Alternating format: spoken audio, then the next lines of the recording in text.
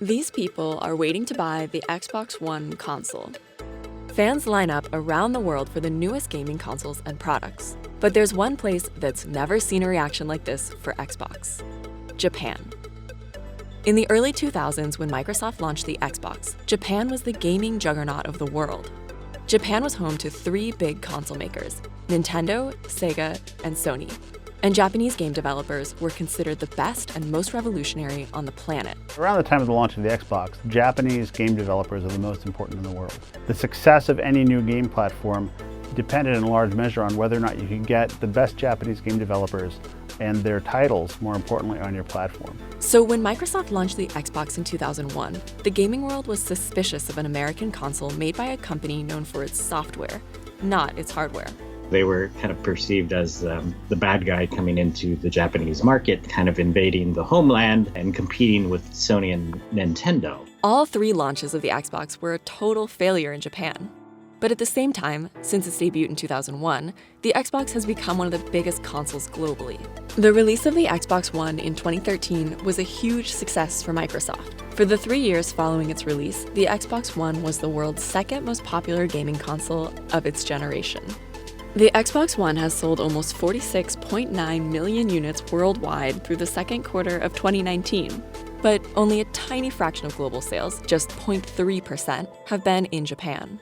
So why has the Xbox never caught on in Japan, despite its worldwide acclaim elsewhere? When Microsoft started developing the Xbox in 1999, it wasn't known as a gaming company. Its reputation was all about PCs, its Office products, and a big antitrust lawsuit. Microsoft had a PC gaming business in the late 90s, known for Microsoft Flight Simulator and Age of Empires. Developing the Xbox was all part of Microsoft's plan to bring its technology into consumers' homes. Sony was the leader in the consumer electronics market in the early 2000s. Its PlayStation 2 was considered a threat to Microsoft for its potential to replace PCs as a way to get internet access at home. Bill Gates' motivation was more about maintaining Microsoft's dominance and position in the ecosystem of software. Bill really got it because games are software that is entertainment that can stand right alongside a movie. Denise Chowdhury, a designer who worked on the original Xbox, remembers that Microsoft got into gaming as a challenge to Sony. Bill Gates wanted to get Microsoft's technology into Sony consoles, so he went to Japan and suggested a partnership. Microsoft, Bill Gates specifically, saw an opportunity to take something that was established, that Sony was already doing, the PlayStation, and sort of integrate technology and software that Microsoft was the master of, which was home computing, and kind of bring that together. Sony was not interested. Sony was basically like, thanks, but no thanks, and Bill Gates said, okay, then I'll do it myself. Video game journalist Dean Takahashi thinks companies were wary of working with Microsoft because of its antitrust lawsuits. There are already antitrust cases happening against Microsoft, and everybody knew that if you sort of let them in the door, it was kind of like a Trojan horse. You might lose control of your business the way, say, the PC makers like IBM had lost control of the business. This wasn't the first time Microsoft would hear a no from a Japanese company on the Xbox. Chowdhury says Mitsumi, the company that made circuit boards for Sony's PlayStation controllers at the time, refused to make a circuit board for Microsoft. Mitsumi could have jeopardized its relationship with Sony by giving Microsoft the same technology. Mitsumi didn't respond to CNBC's request for comment. So Chowdhury had to use a larger circuit board for the Xbox controller. Microsoft moved quickly to launch the Xbox. The consoles hit shelves in the US in November 2001 and in Japan in February 2002, later than expected. Microsoft has released 3 consoles in the Xbox series: the Xbox 360, and the Xbox One. While all 3 console releases failed in Japan, the Xbox was a huge hit elsewhere in the world. Microsoft eventually secured the coveted #1 spot in the global market from 2011 to 2012 with the Xbox 360. Nobody expected we were going to be a hit product in Japan. We understood what the playing field was like, and we were just trying to not embarrass ourselves. Sega, Nintendo, and Sony dominated the video game market in Japan when Microsoft came onto the scene. Before the Xbox launched, Sony and Nintendo devices accounted for basically 100% of the global video game market, and not much has changed since then. As of 2019, sales of the Xbox don't even begin to rival that of the PlayStation 4 or Nintendo Switch. There are three main reasons the Xbox console didn't sell well in Japan. Today, game developers are from all over the world. But in the early 2000s, most of the best developers were Japanese. And at the time the Xbox launched, Japanese game creators were hesitant to put their content on a console that wasn't popular in Japan.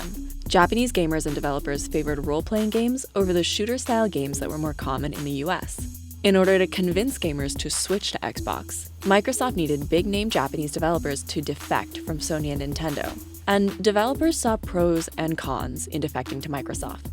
The graphics power of the Xbox and its ability to create realistic games exceeded other consoles at the time. We were pretty successful convincing them that Xbox represented a platform, would enable them to do new and interesting things, and most importantly, would enable them to sell those games to a Western audience. But for many developers, the disadvantages outweighed any potential upside. Some game creators liked the Xbox's hard drive, which was faster than the PlayStation's CD-ROM. But they worried the high cost of Microsoft's technology would drive consumers away. And then there was loyalty. It was really difficult to convince a developer who'd already had a relationship with Sony and Nintendo to take a gamble on Microsoft's unproven Xbox.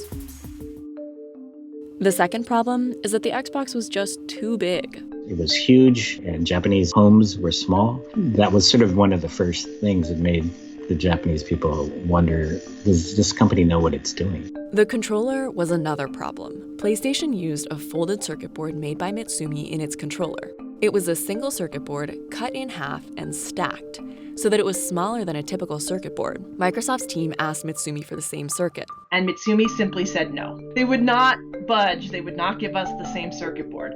Since Microsoft couldn't get the folded circuits from Mitsumi, it had to make do with large circuit boards, meaning the controller was bulky.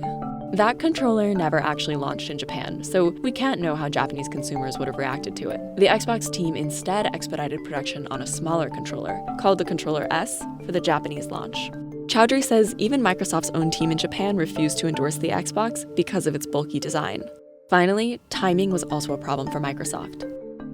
The company delayed its Japan launch to February 2002. That meant that the console and game developers missed the crucial holiday period in Japan, when kids got money from family members to celebrate the new year. The Xbox 360 was Microsoft's most successful console with Japanese consumers. So what made it less of a flop in Japan? With the Xbox 360, Microsoft tried to address a few problems it had with the Xbox.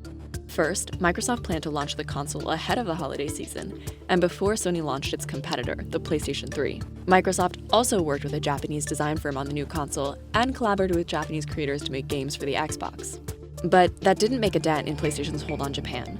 Sales in Japan of the PlayStation 3, which launched in 2006, vastly outnumbered sales of the Xbox 360, which launched 1 year earlier. Microsoft's next console, the Xbox One, also had a strong start when it was released in 2013. Microsoft sold more than 2 million of the Xbox One consoles globally in 18 days, breaking a record for the company.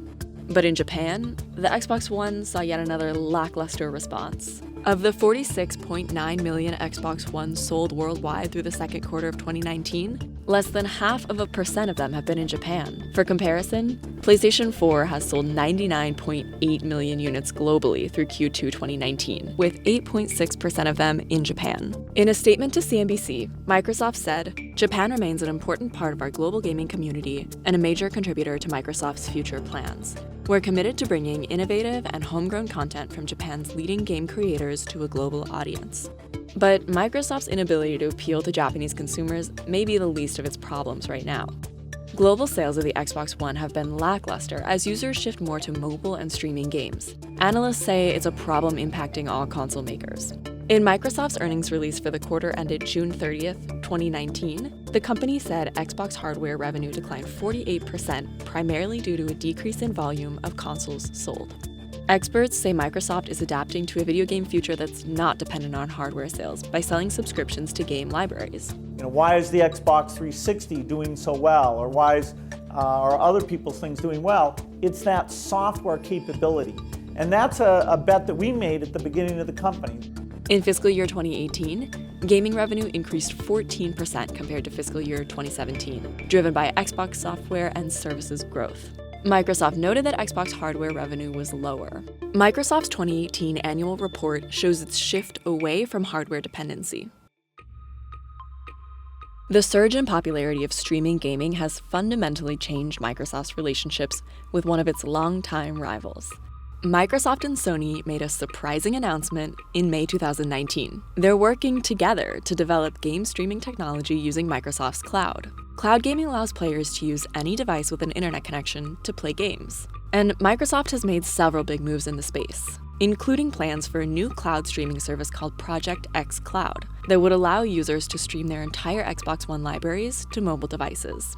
The partnership comes as giants like Google are getting into gaming by developing its own cloud gaming service. That represents a seismic shift in video games. With faster internet speeds, games can be played without a console on a cell phone or a computer. Cloud gaming is projected to be less than 2% of the forecast total games market by 2023, but Japan is poised to be a leader there.